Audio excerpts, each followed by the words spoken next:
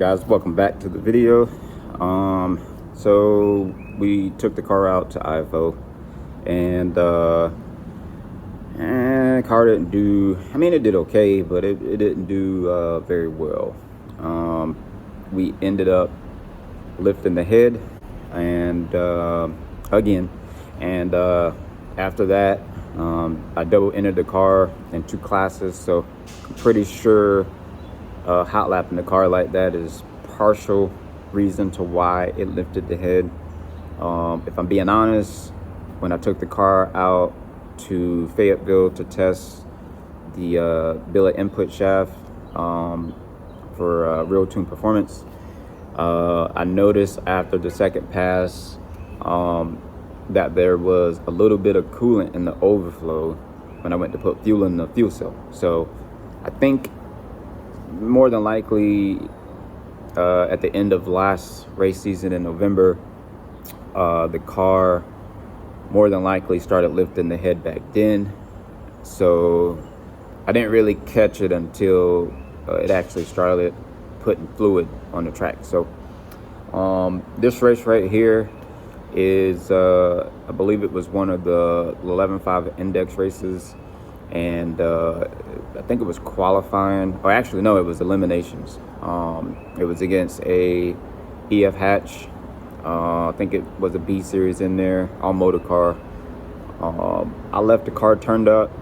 I had just ran the front wheel drive class. Got put out, car went 1047 at 139. Lost to a EG hatch with a K series that went 10-1.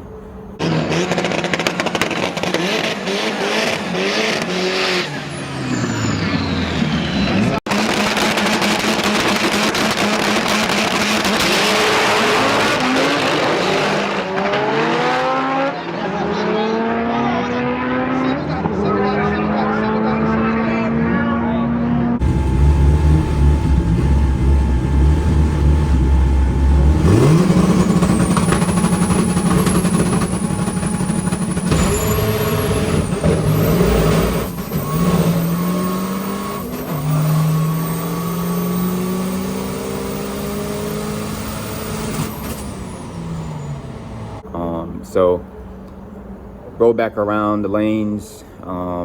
They allowed us to go last. That way I could try to have some type of cool down time before we had to go up. And this is the pass right here.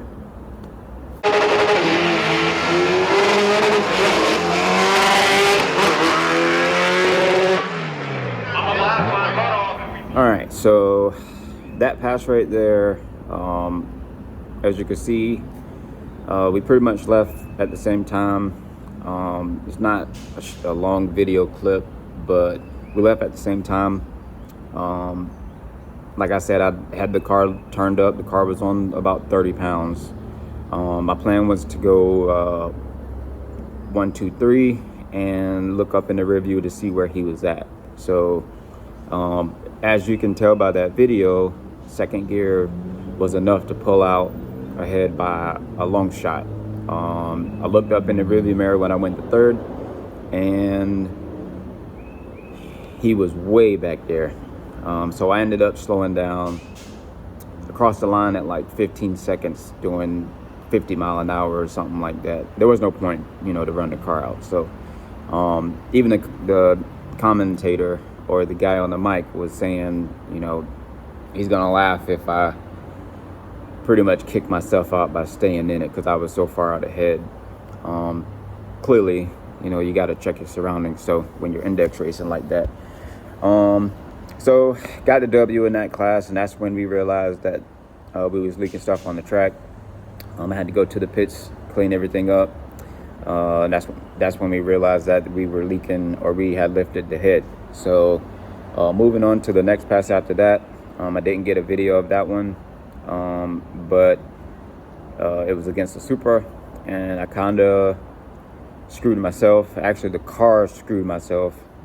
Did the same thing, left the car turned up, and we ended up getting locked out of third gear. So I'm not really 100% sure what happened, other than the pedal adjustment changed. Not sure what's going on with that. And well, actually, we know now what's going on with that. There's a little C-clip on inside of the clutch master cylinder on the SRT4s, and the pedal adjustment, I had like a little bit of play in the pedal. Well, that C-clip somehow came out, so it wasn't keeping the plunger inside of the clutch master. So it kept like turning and adjusting. It kept extending out too far. In return, it kept changing the adjustment on the pivot rod, the DCR pivot rod, causing me to get locked out of gear. So since then, I put a new clutch master on the car. It's got a new slave cylinder. It's got a braided clutch line. Everything with the clutch has been changed. The pedal assembly, the clutch disc itself went from a 6-puck sprung to a 4-puck unsprung. It's got, like I said, a new clutch master. It's got a new slave. It's got rid of the plastic hard line with the quick disconnect. We put a braided line on there.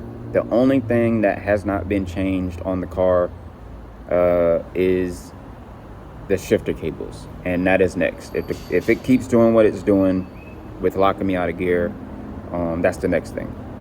So moving on from that, we ended up calling it a day since I got put out. I should have honestly won that class. I was the only one in that class that had a lot of power compared to everything else that was in there. The Tesla ended up winning, but those things are easy. You know, you just click a few buttons and that thing's dialed in.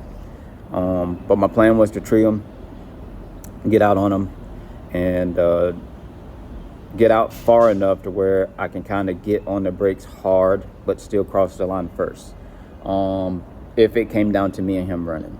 So moving on from that, I made some changes to the car to try to get the car to go faster. Something that needed to be done, and we went ahead and removed the emusive coils off the car. Nothing wrong with them. They just don't have any dampening adjustment, and it's upsetting the tire, upsetting the chassis. So we took those off. I sold those to a buddy out in Cali. We bought a set of BC coils on the car and got those things dialed in. We just got to go take it to get an alignment done. Got some alignment numbers that I was sent by a good friend that I'm not going to disclose. And that was pretty much the only thing that we changed. We're going to try to get this car to go at 10-teen something. If everything looks promising and it looks like the car might go with 10-0, then we might try some other stuff, some stuff that probably isn't ideal. I don't really care about keeping the motor running, to be honest with you. I don't really care if it grenades itself. You know, like I told y'all and like I told all my friends and everybody else, I'm not pulling that motor out until it lets go or until it runs a number that's probably not even possible. It just depends. So my goal is to try to get this car to front half really, really well. If I can get the front half dialed in, I believe that it is very possible to go with a nice 10-0 number. And if it goes a 10-0 number, like I said, we're going to try something just to try to get a 9-second pass. It might be a one and done 9-second pass if it runs it, but we're going to try just to see.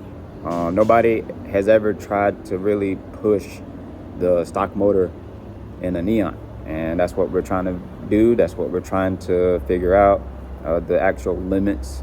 As far as daily driving the car and running it at the track, I don't think anybody who would try to follow in my footsteps would be able to duplicate the same thing if they were daily driving it and tracking the car. It's just a lot more stress. A lot more stress when you're driving it all the time. So by me just tracking the car with the stock motor in it, it's more so a band-aid thing, just like my burnouts. If you pay attention to when I do my burnouts, I don't keep the car on the rev limiter. I don't let it sit there and bang off of the rev limiter. Now, if it was a built motor piston rod combo or something like that, you know, I probably let it bounce off the rev limiter a few times. But being stock motor, stock rod bolts, full stock everything, you know, you got to kind of keep in the back of your mind that you need to do what you're supposed to do, but at the same time be cautious that, you know, hey, at the end of the day, you have a stock motor in the car. So just a few, you know, small things here and there that I do differently from everybody else, just given the situation with there being a stock motor in the car. So other than that, that's pretty much all we did. We didn't really change anything else. And I plan to take the car out here soon, more than likely June 7th. And we are going to see if the coilover swap helped. If I need to make some adjustments to the suspension, I'll be able to do so. Should be uploading the next video track day, more than likely. And try to get some footage for you guys. It would be nice to try to hit 1,000 followers before the end of this year. But stay up, guys. If you got any questions, don't be afraid to comment or ask. I'll catch you guys on the next one. Peace.